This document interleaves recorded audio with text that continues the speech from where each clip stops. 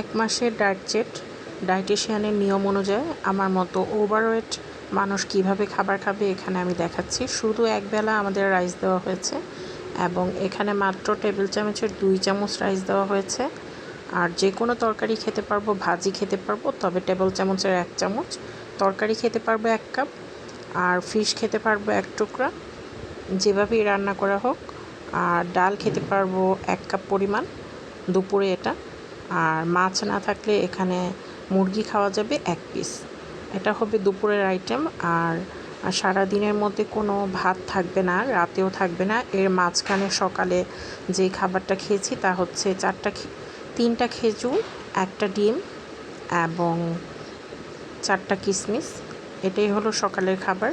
সকালের খাবারের পরে পর্যাপ্ত পানি খেতে হবে 1টা পর্যন্ত। 1টা থেকে 1:30টার মধ্যে দুপুরে লাঞ্চ সেরে নিতে হবে ব্রেকফাস্টের পরে। এর মাঝে কোনো খাবার খাওয়া যাবে না। আর বিকেলেও কিছু খাওয়া যাবে না। বিকেলে যদি বেশি ক্ষুধা লাগে তাহলে গ্রিন টি খেতে পারবো, তবে চিনি ছাড়া অবশ্যই। চিনি জাতীয়, বিস্কিট জাতীয়, মুড়ি কোনো খাবার খাওয়া যাবে না। এরপর রাতে 8টা, 8:30 বা 9টার মধ্যে ডিনার সেরে ফেলতে হবে। ডিনারে কোনো ভাত থাকবে না।